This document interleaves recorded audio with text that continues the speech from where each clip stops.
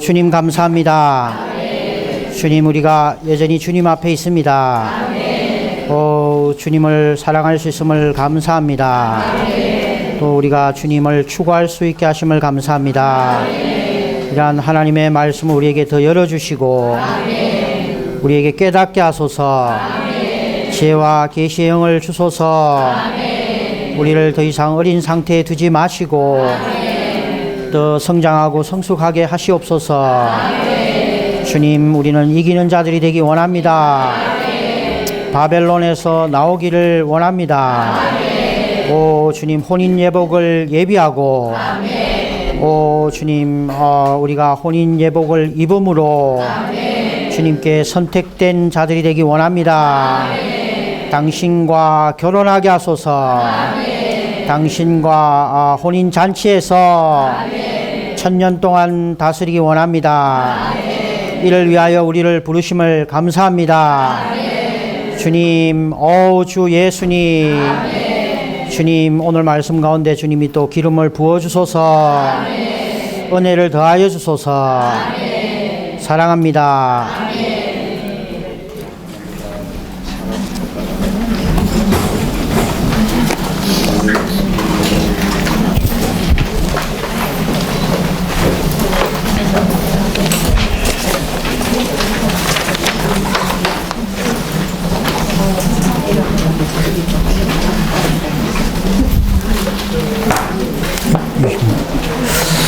아멘.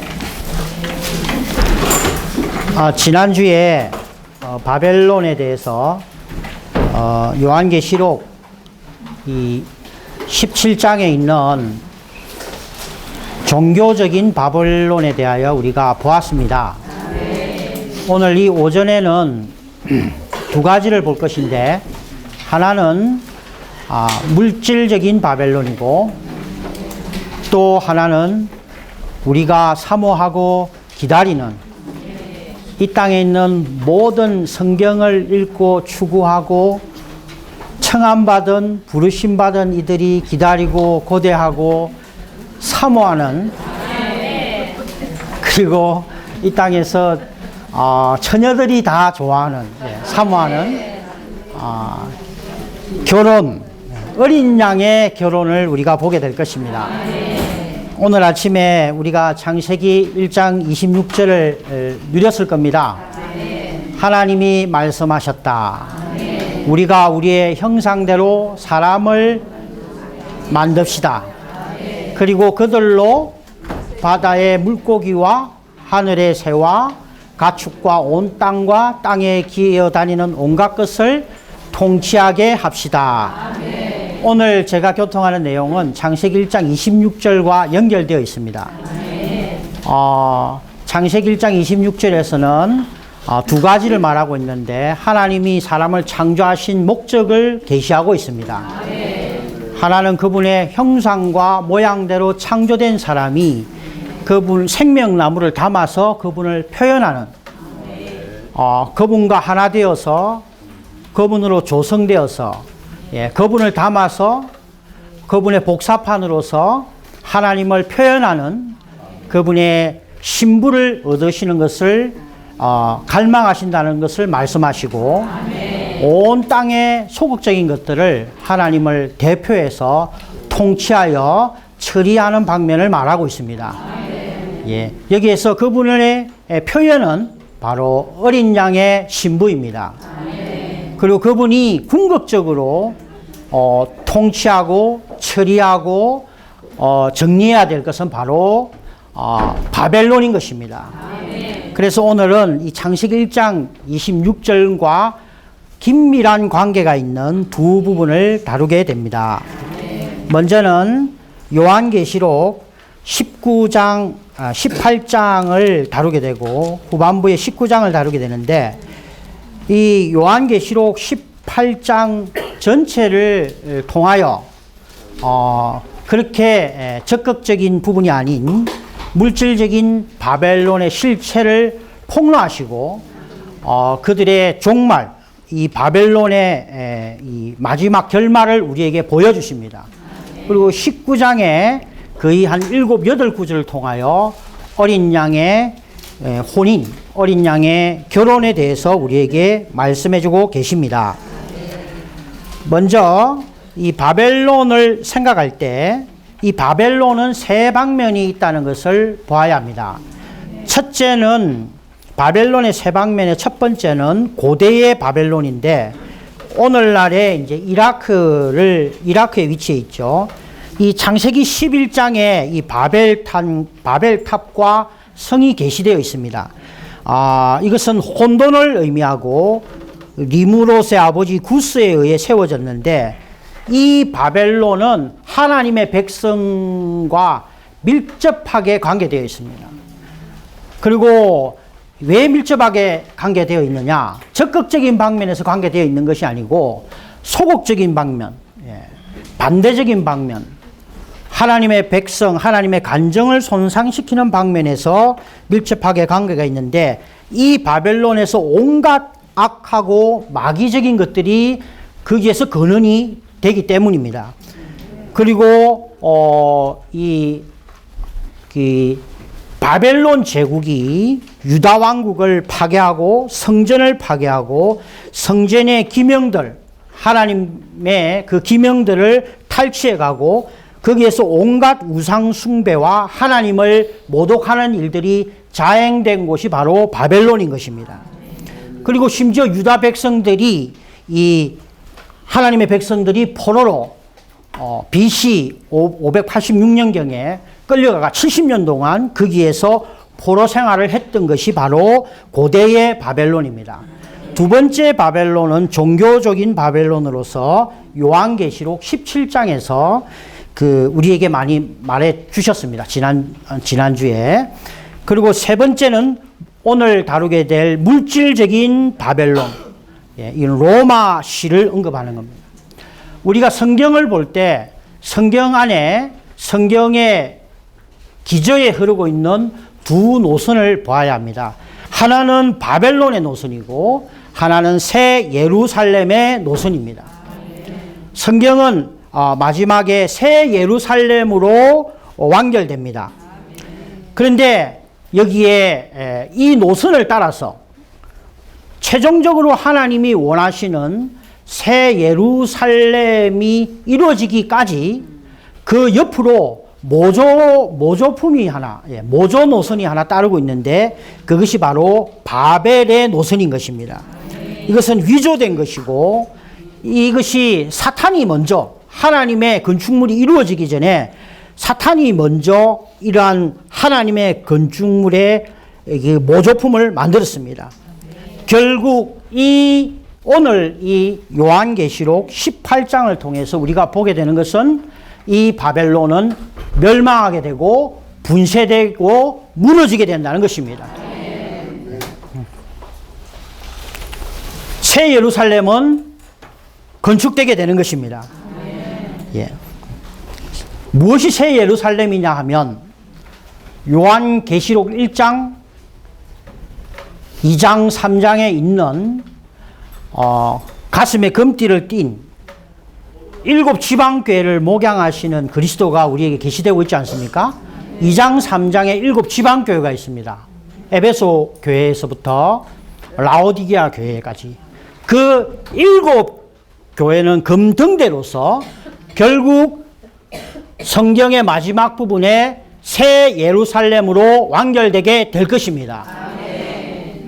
그러나 종교적인 바벨론으로 예표된 캐톨릭은 결국 요한계시록 17장에서 무너지게 되고 대환란이 시작되는 시점에서 무너지게 되고 대환란의 끝 무렵에 물질적인 바벨론이 또 무너지게 되는 것입니다. 바벨론은 대환란을 기점으로 전반부에서는 종교적인 바벨론이 무너지고 대환란의 끝 무렵에 물질적인 바벨론이 무너지게 되는 것입니다. 요한계시록 18장을 읽겠습니다. 18장 3절. 왜냐하면 모든 민족이 그 여자의 음행으로 말미암은 분노의 포도주를 마셨고 땅의 왕들이 그 여자와 음행을 하였으며 땅의 상인들이 그 여자의 과도한 사치 덕분에 부자가 되었기 때문입니다. 이 바벨론이 멸망하기 전에 멸망시키기 위해서 여기에 18장 1절에서 큰 권위를 가진 다른 천사가 계시되어 있는데 이 큰 권위를 가진 다른 천사는 그리스도를 말하고 있습니다. 예. 그리스도는 오고 계시는데 그리스도의 파루시아는 주님의 파루시아는 한 번에 오시는 것이 아니라 단계를 거치고 오시는 겁니다. 그분은 보좌에서부터 오고 계시는데 이 시대의 마지막에 요한계시록 10장 1절에서는 구름을 옷 입으심으로 오시고 14장 14절에서는 구름 위에 오시고 18장 1절에서는 영광이 따로 땅에 두루 비추심으로 땅을 소유하기 위하여 이 땅에 오실 것입니다. 오셔서 그분은 이 바벨론을 무너뜨리시는 것이죠. 그리고 난 뒤에 그 무너뜨림을 계시하면서 그분의 백성들에게 이렇게 말합니다.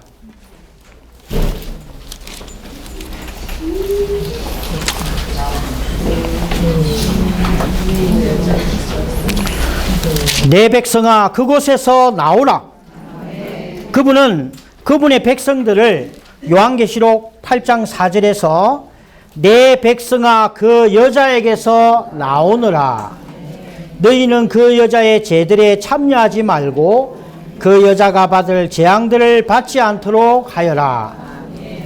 그 여자의 제들이 하늘에까지 쌓였고 하나님께서 그 여자의 불의한 것들을 기억하셨다. 이 여자의 특징은 음행입니다.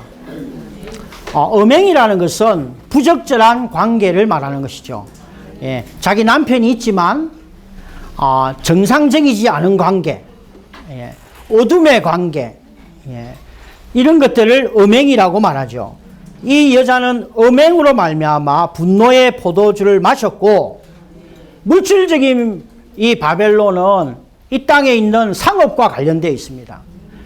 최근에도 우리가 뉴스를 통해서 접하는 것은 각국의 국가 지도자들이 결국은 자기 국가의 어떤 이 수입, 경제적인 부분, 물질과 관련되어서 정책을 펼치는 것을 볼 수가 있습니다. 결국 왕들과 이 상업적인 이 바벨론과는 밀접한 관계가 있다는 것이죠. 그래서 이것은 그들의 관계는 정상적인 관계가 아니고 음행과 같은 것입니다.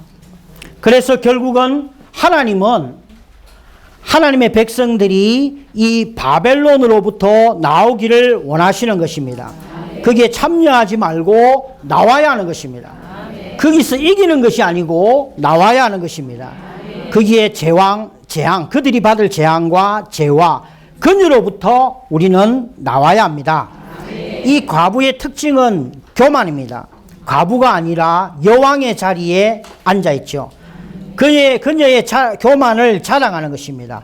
결국 그녀는 심판을 받게 되고 멸망하게 되고 고통받고 불타게 될 것입니다. 이 물질적인 바벨론은 귀신들의 처소이고 각종 더러운 영이 모이는 곳입니다. 각종 더러운 가증한 새가 모이는 것입니다. 돈이 있는 곳에 가증한 것이 있습니다. 거기에 어떤 위선적인 것이 있고 포장된 것이 있고 보이지 않는 뒷거래가 있는 것이죠. 그래서 하나님의 백성들은 이 물질적인 바벨론에서 나오기를, 종교적인 바벨론에서 나오기를 주님은 강하게 부르고 계신 것입니다. 그때에 이 무너짐이 주식시장이 1시간 안에 무너질 때, 우리가 가지고 있는 수표들이 다 종이 조가리가 될 때 상인들은 눈물을 흘리게 되고 땅의 상인들은 그걸로 인하여 슬퍼하게 될 것입니다. 그러나 하나님의 백성들은, 하늘에 있는 그분의 성도들은 기뻐하게 될 것입니다. 자, 19장을 보겠습니다. 바벨론은 간단하게 다루고 19장을 보겠습니다. 이제 어린 양의 결혼, 어린 양의 혼인에 대해서 다루도록 하겠습니다. 5절, 6절, 7절, 8절, 9절까지 우리가 같이 읽겠습니다. 보좌에서 하나님의 모든 노예들과 하나님을 경외하는 작고 큰 모든 사람들아, 우리 하나님을 찬양하여라 라고 하는 한 음성이 났습니다. 또 나는 큰 무리의 음성과도 같고 많은 물소리와도 같으며 큰 천둥소리와도 같은 소리를 말하는 것을 들었습니다. 할렐루야, 전능하신 분 주 우리 하나님께서 왕으로서 다스리십니다. 우리가 기뻐하고 크게 기뻐하며 영광을 돌립시다. 왜냐하면 어린 양의 결혼날이 다가왔고 그분의 아내도 자신을 준비하였기 때문입니다. 신부는 빛나고 깨끗한 세마포 옷을 입게 되었는데 그 세마포 옷은 성도들의 의로운 행실입니다. 그 천사가 또 나에게 말하였습니다. 기록하십시오. 어린 양의 결혼잔치에 초대받은 그들이 복이 있습니다. 그는 또 나에게 말하였습니다. 이것은 하나님의 참된 말씀입니다. 창세기에 이 요한계시록 18장에 바벨론을 길게 다루고 있지만 여기에 대해서는 많은 부담이 없고 19장에 우리가 좋아하는 어린 양의 결혼잔치에 대해서 나누기 원합니다. 요한계시록 19장에는 어린 양의 결혼이 나옵니다. 그런데 이것을 거슬러 올라가면 요한복음 1장 29절에서 보십시오. 세상 죄를 지고 가는 하나님의 어린 양이십니다. 왜 어린 양의 결혼이라고 할까요? 그리스도의 결혼, 주님의 결혼이라고도 할 수 있는데 어린 양의 결혼이라고 할까요? 요한복음 3장 29절에서는 신부를 얻는 사람은 신랑이지만 여기에 어린 양이 나오고 신랑이 나옵니다. 신부를 얻는 신랑, 어린 양, 그리고 신부도 나오죠. 예, 이 결혼은 신약의 전반부에 게시되어 있고, 사실 이 결혼은 주님이 오신 이후로 2000년 뒤에 이 결혼식이 이루어지는데, 이 결혼은 주님이 최소한 2000년을 기다려온 결혼인 것입니다. 신성한 계시에 따르면 사실은 하나님은 창세로부터 결혼하기를 원하신 것입니다. 이 결혼이 요한계시록 19장에서 이루어진다는 것을 우리가 보아야 합니다. 그런데 놀라운 것은, 이 결혼에서 놀라운 것은 신랑은 하나님이시고 신랑은 어린 양이신 그리스도이시고 신부는 우리라는 것입니다. 우리는 자격이 없지만, 우리는 형편없고 사탄에 의해서 타락하였고 부패한 존재였지만 우리는 그분의 신부가 될 수 있다는 것이죠. 할렐루야. 그분과 결혼할 수 있습니다. 우리는 그분과 결혼할 수 있습니다. 그분의 신부가 되어서 어린 양의 신부로서 그분과 혼인을 하고, 그리고 1000년 동안 또 우리는 혼인잔치를 누리게 되는 것입니다. 예, 이것은 성경 안에서 말해주는 계시 중의 계시이고 정말 어느 곳에도 듣기 힘든 말씀인 것입니다. 우리 가운데 이러한 말씀이 해방되어 있습니다. 그런데 여기에 보면 7절에 보면은 우리가 기뻐하고 크게 기뻐하며, 2000년은 최소 2000년, 하나님은 6000년 이상을 기다려온 그분의 결혼을 이루어지니까 얼마나 기쁘겠습니까? 우리 신부의 입장에서도 기쁜 거죠. 왜냐하면 어린 양의 결혼날이 다가왔고 그분의 아내도 자신을 준비하였기 때문입니다. 결혼을 하려면 준비해야 한다는 것이죠. 이게 준비가 있다는 것을 보아야 합니다. 근데 그 준비는 신부가 빛나고 깨끗한 세마포 옷을 입게 되었다는 것입니다. 이 세마포 옷은 성도들의 의로운 행실입니다. 이 세마포 옷은 성도들의 의로운 행실이라는 것이죠. 우리는 이 결혼을 지금도 기다리고 있습니다. 네. 오늘날 요한계시록 19장의 시점에 이르를 때 우리는 그분과 결혼하게 됩니다. 근데 결혼을 하기 전에 큰 바벨론이 멸망되어야 합니다. 아직 종교적인 바벨론이 멸망되지 않았고 아직도 수표가 유통되는 걸 봐서는 바벨론이 멸망되지 않았습니다. 그리고 대다수의 믿는 이들이 휴거되어야 합니다.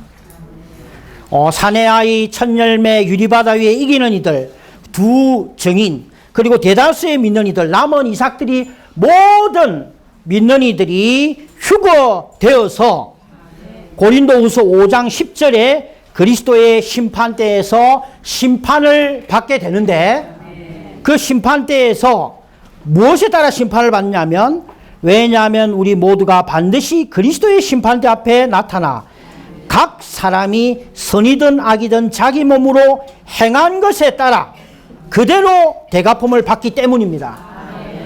이 그리스도의 심판대에서의 심판의 기준은 각 사람이 행한 것에 따른 것입니다. 오늘 요한계시록 19장 7절에서도 7절 8절에서도 성도들의 그 세마포가 의로운 행실이라고 말하고 있는 겁니다. 그래서 이 세 가지가 이루어질 때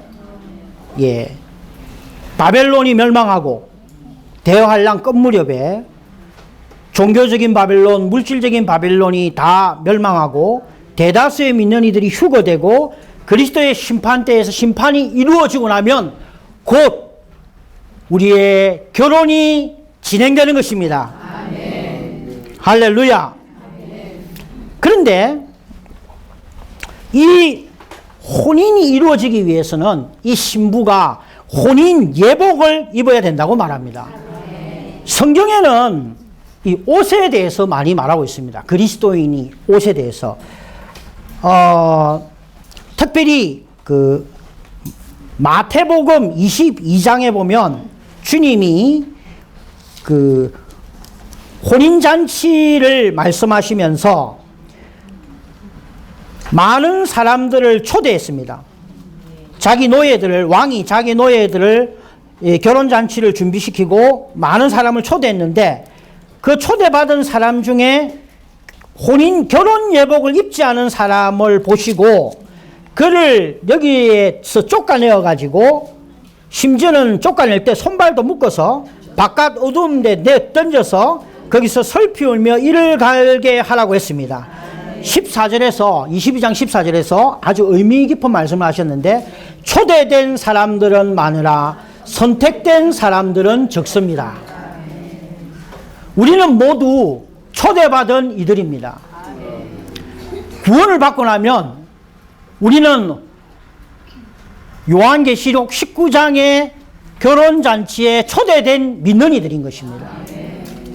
하지만 거기에서 선택받는 것은 또 다른 문제라는 것을 말하고 있습니다. 그때의 혼인잔치에 혼인 예복을 입지 않고 있으면 우리는 손발이 묶이고요. 그냥 쫓겨나는 게 아니고 손발이 바깥 어두운 곳에서 1000년 동안 결혼잔치에 참여하지 못하게 되고 그곳에서 머무르게 될 것입니다. 마태복음 25장에 보면 슬기로운 5처녀와 미련한 5처녀가 있습니다. 거기에 슬기로운 5처녀는 여분의 기름을 준비했고 미련한 5처녀는 준비하지 못했습니다. 이 처녀들은 결혼을 기다리고 있죠. 마치 우리 모든 믿는 이들이 요한계시록 19장에 있는 그리스도와의 결혼을 기다리는 것처럼 10처녀가 기다리고 있었습니다. 5처녀는 혼인식에 들어가고 5처녀는 문이 닫혀서 들어가지 못했습니다. 이것이 바로 요한계시록 19장에 있는 혼인예복을 준비한 이기는 믿는 이가 될 것인가, 아니면 혼인예복도 없이 손발이 묶여서 바깥 어두운 데 던져지는 믿는 이들이 될 것인가를 결정하는 것을 우리에게 보여주고 있는 겁니다. 예. 그러면 이 의로운 행실은 무엇일까요? 이 세마포 옷은 무엇일까요? 이것은, 이 세마포는 본성이 순수하고 그 표현이 빛을 내는 세마포 옷인 것입니다. 이것은 객관적인 그리스도가 아니고 우리가 살아낸 주관적인 그리스도입니다. 우리 존재로부터 우리가 살아낸 그리스도가 바로 세마포 옷인 것입니다. 이것은 다른 말로 하면 의로운 행실이라고도 말할 수 있습니다. 승리하신 그리스도를 살아내고 승리하신 그리스도의 요구를 이루어주고 만족해하는 이기는 생활, 이기는 삶이 바로 세마포 옷인 것입니다. 그리스도인에게는 두 가지 옷이 있는데, 하나는 구원을 위해서 입는 옷이 있습니다. 그것이 누가복음 15장에 돌아온 아들, 우리가 알고 있는 돌아온 탕자, 두 번째 아들이 돌아왔을 때 배고픈 아들에게 빨리 먹을 것을 줘야 되는데 먼저 옷을 입히잖아요. 그 옷은 자격을 갖추게 하는 거죠. 예. 그래서 그 고기를 먹을 수 있도록. 이제 이 옷은, 그때 이 탕자가 입었던 옷은 구원을 위한 옷입니다. 혼인을 위한 혼인 예복이 아니죠. 혼인 예복은 마태복음 22장 조금 전에 읽은 그 11절, 12절, 14절에 있는 바로 우리가 혼인잔치에서 그분의 잔치에 참여할 수 있는 자격을 주는 옷을 말하는 것입니다. 예. 요한계시록 3장에 보면, 이 사대 교회의 흰 옷을 계시하고 있습니다. 사대 교회에 이기는 이들에게 그분은 흰 옷을 주십니다. 이기는 자의 보상이 흰 옷이라고 말하고 있죠. 라오디게아 교회에는 그들은 흰 옷을 사야 했습니다. 그 흰 옷은 이기는 이들이 되기 위해서 그들은 안약과 흰옷과 금을 사야 됐죠. 대가를 지불해서. 예. 그 옷을 살 때 그들은 이기는 자가 될 수 있었습니다. 그래서 그리스도인에게는 두 종류의 옷이 있는데, 하나는 구원을 위한 옷이고 하나는 혼인 예복인 것입니다. 요한계시록 19장에 그분의 혼인잔치에 참여하는 자격을 갖추는, 자격에 이르는 옷이 바로 혼인 예복인데, 그것은 이기는 자에게 주어지는 보상일 뿐만 아니라 이기는 자가 되기 위해서 우리가 대가를 지불하여 사야 되는 옷인 것입니다. 우리가 구원을 받기 위해서 입는 옷은 대가 없이 은혜로, 오 주 예수님, 주님을 영접합니다. 주님을 사랑합니다. 처녀가 되기 위해서는, 결혼식을 기다리는 처녀가 되기 위해서 입는 옷은 대가가 필요 없어요. 그러나 이 혼인 예복은 대가를 지불해야 하는 것입니다. 값을 주고 사야 된다고 말하고 있습니다. 시편 45편에 두 종류의 옷이 있습니다. 45편 9절에서 왕이 기비 중에는 열왕의 딸이 있으며 왕후는 오빌의 금으로 꾸미고 왕의 우편에 서도다, 이렇게 말씀하십니다. 여기에서의 그 옷은요, 이 주관적인 것이 아니고 객관적인 옷을 말합니다. 우리의 객관적인 의, 그리고 그리스도인의 생활을 위한 옷을 말하고, 13절에 왕의 딸들이 궁정에서 모든 영화를 누리니 그 옷은 금으로 수놓았도다. 수놓은 옷이 있는데 이것은 우리의 주관적인 의를 말하는 것이고, 혼인 예복을 말하는 것입니다. 그래서 우리는 이 세마포 옷, 결국 이걸 다른 말로 하면 우리의 행실, 우리의 주관적으로 그리스도를 살아내는 행위가 필요한 거예요. 결혼에 참여하려면 우리에게 행위가 필요합니다. 무슨 행위가 필요하냐면 그리스도를 주관적으로 살아낸 행위가 필요하다는 거죠. 객관적으로 입는 우리의 옷은, 객관적으로 입는 옷, 구원받을 때 입는, 은혜로 입는 옷은요, 우리가 하나님 앞에 서기 위한 것이고, 주관적으로 우리가 입는 혼인 예복은 그리스도 앞에 결혼을 위해서 입는 옷입니다. 객관적인 옷은 우리의 칭의와 관련되어 있고, 두 번째 혼인 예복은 우리가 살아낸 그리스도, 혼인잔치에 참여한 자격을 주는 것이고, 그 영이 우리 안에서 한 땀 한 땀 수놓는 성령에 변화시키는 역사를 우리에게 말하고 있는 것입니다. 그러면 어떻게 그리스도를 살아내느냐? 우리의 행실이 그리스도의 심판대 앞에 우리의 행위, 그리고 요한계시록 19장 7절에서 우리의 그 행위가 세마포 옷이라는데, 의로운 행실이, 그것이 무엇이냐? 마태복음 5장 20절에 보면 우리의 의가 서기관과 바리새인의 의보다 뛰어나야 된다고 말합니다. 거기에서 말하는 의는 왕국, 천국에 실제 참여하기 위해서 주님이 요구하시는 주관적인 의죠. 예. 바울을 볼 때, 바울이 갈라디아서를 쓸 때가 AD 54년경입니다. 근데 그때에 바울이 갈라디아서를 쓸 때는 그의 신앙생활의 거의 초기 단계였어요. 그때 그가 갈라디아서 2장 20절에 내 안에 그리스도께서 사신다고 말합니다. 내 안에 그리스도께서 사신다. 내가 이제 그리스도와 함께 십자가에 못 박혀 죽었나니 이제 내가 사는 것이 아니요 내 안에 그리스도께서 사신 것이라.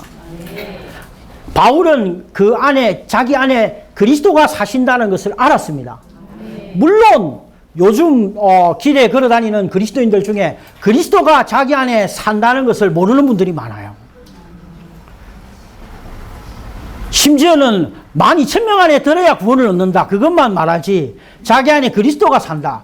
심지어는 그들이 말하기를 12,000명 안에 들어야 이 구원을 얻는다고 말하는 그 그분들은 심지어는 지금 이 시대에 믿는 이들은 구원 안 받았다, 12,000명 안에 들어야 구원을 받는다, 이렇게 가르칩니다. 그런데 바울은 갈라디아서 2장 20절에서 그리스도께서 자기 안에 산다고 말하고 있습니다. 이것은 바울의 초기 단계에, 그가 초기 단계의 그리스도인일 때 간증한 것입니다. 그런데 빌립보서 1장 20절 21절에서 그는 내게 사는 것이 그리스도니, 이것은 AD 64년경 그의 사역의 말기 감옥에서, 에필골서는 감옥, 로마의 감옥에서 그의 사역의 말기에 쓴 서신입니다. 이 두 구절을 놓고 볼 때 바울은 그의 신앙의 초기 단계에서는 그리스도께서 내 안에 산다는 것을 알았어요. 그러나 그의 사역의 말기에 그가 깨달은 것은 무엇이냐면, 그가 많은 곳에서 복음을 전하고 주님을 위하여 사역을 하고 많은 사람을 구원시키고 많은 말씀을 전했지만, 그의 사역의 말기에 빌립보서를 쓸 때 감옥에서 뭘 중요하게 생각했냐면 그리스도를 살아야 한다. 그리스도를 사는 것이 중요하다는 것을 본 것입니다. 바울은 빌립보서를 쓸 때 감옥에 있었습니다. 감옥에 있었어요. 그의 사역의 말기에 자기는 모든 것이 제한받았습니다. 그는 많은 복음을 전했지만 그 복음을 전한 교회들이 자기에게 등을 돌렸고, 그리고 이제 복음을 전할 수 없었고, 그는 가말리엘 문화에서 좋은 교육을 받았고, 또 사내들인 공회에서 어떤 위치가 있었지만 그 모든 것을 배설물로 여기고 주님을 섬기고 주님을 위하여 온 존재를 드렸지만 자기에게 돌아온 것은 몇 평짜리 감옥, 차디찬 감옥이었습니다. 그때 바울은 주님을 원망하거나 슬퍼하거나 낙심하거나 누구를 원망하거나 괴로워하거나 하지 않고 기뻐하고 그리스도를 확대한 것입니다. 그리스도를 살아낸 것이죠. 바울이 본 것은 우리에게 중요한 것은 무엇이냐? 그리스도를 사는 것이라는 겁니다. 그리스도를 삶으로 그리스도를 살아내는 것이 하나님의 갈망이고 주관적으로 그리스도를 표현하는 것이 그의 사역의 말기에 그의 부담이었습니다. 빌립보서에 보면 그러면 어떻게 우리가 그리스도를 살아낼 수 있느냐? 바울이 빌립보서에서 이렇게 말하고 있습니다. 빌립보서 1장 19절에서는 예수 그리스도의 넘치는 공급으로 말미암아 예수 그리스도의 영의 넘치는 공급으로 말미암아 그는 그 그리스도를 살 수 있었던 것입니다. 그리고 빌립보서 2장 13절에서는 자기 안에 운행하시는 하나님으로 말미암아 그리스도를 살아낼 수 있었습니다. 빌립보서 3장 10절 11절에서는 그리스도의 부활 능력과 그의 죽으심을 본받아 그리스도를 살아낼 수 있었던 것이죠. 빌립보서 4장 13절에서는 능력 주시는 자 안에서 모든 것을 할 수 있다고 말하고 있습니다. 바울은 그리스도를 살아내었습니다. 그리스도의 기쁨을 위하여 주님의 목적과 갈망을 위하여 그가 감옥에 있든지 자기가 어떠한 처지에 있든지 그리스도를 살아내는 사람이었습니다. 이것이 바로 바울에게 혼인 예복이 되는 것입니다.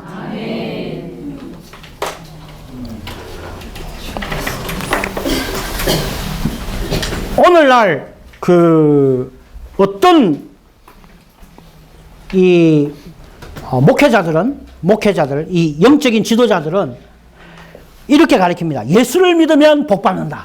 만사가 잘 되고 자녀가 잘 되고 물질 축복도 받고 만사가 잘 된다고 가르칩니다. 그거보다 조금 더 높은 수준이 종교적인 가르침인데 그것이 뭐냐 하면 세상을 사랑하지 말고 죄를 이기는 삶을 살아라. 그래도 그렇게 가르치는 지도자들은 첫 번째 단계보다는 높은 수준입니다. 그러나 오늘날 주의 회복 안에서의 가르침은 세상을 사랑하지 말고 죄를 이기는 정도가 아니고 그리스도를 살아야 한다는 겁니다. 그리스도를 살면 죄를 떠나게 되고 세상을 떠나게 되는 것입니다. 바벨론과 연결된 세상을 떠나게 되는 것이지 세상 안에서 죄를 이기려고 오늘은 이겼지만 내일은 또 지고 내일 또 이겨야 되고 모레도 이겨야 되고 죄도 오늘 또 이기고 내일은 또 실패했다가 한 두 번 더 이기고 또 실패하고 그것이 아니고 우리는 그리스도를 살아야 합니다. 그리스도를 살면 죄에서 떠나게 돼버리고 세상에서 떠나게 되는 것입니다. 그러므로 주님은 우리를 그리스도를 살게 하도록 우리를 바울은 그렇게 말했죠. 부활 능력과 그분의 죽으심을 본받아 자기를 뭐라고 합니까? 자기를 죽음에 넣는다고 말합니다. 그래서 주님은 우리에게 환경을 주시는데 바울과 똑같이 그리스도를 살도록 주님이 우리에게 특별한 환경을 주신다는 겁니다. 자녀의 감옥, 며느리의 감옥, 남편의 감옥, 온갖 환경의 감옥, 가난의 감옥, 질병의 감옥. 이 감옥은 우리를 그리스도를 살도록 하기 위한 것입니다. 우리는 신앙생활을 오래 하면 습관을 따라 삽니다. 습관을 따라 산다는 말은 천년적인 생명을 따라 사는 것입니다. 천년적인 자기가 타고난 생명을 따라서 온유하고 겸손하고 친절하게 산다 하더라도 그것은 그리스도를 사는 것이 아닙니다. 어떤 성도들은 습관적으로 주일날 와서 신언을 안 합니다. 5년 전이나 10년 전이나 습관을 따라 살고 그리스도를 사는 것이 아니고, 조용히 주님을 누리는 거는 같지만 그리스도를 사는 것이 아니고 습관을 따라 조용히 앉아 있는 것이고, 어떤 성도들은 신언을 하는, 매주 신언을 하는데 두 종류가 있죠. 하나는 그리스도를 따라서 살아내는 신언을 하는 분이고, 어떤 성도는 습관을 따라 계속 일어나는 겁니다. 그것은 그리스도를 사는 것이 아닙니다. 우리가 그리스도를 따르는 것은 영 안에서 영을 따라 사는 것이고, 우리 자신을 끊임없이 죽음 안에 넣는 것이고, 로마서 8장 4절과 4절에 있는 것처럼 우리가 영을 따라 살고 영 안에 사는 것입니다.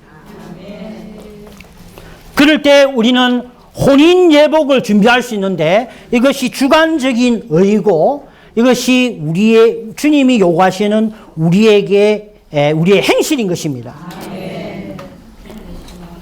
주 예수님. 자, 개요를 보겠습니다. 로마서 2번. 어린 양의 혼인과 혼인잔치. A. 큰 바벨론의 멸망 후임. B.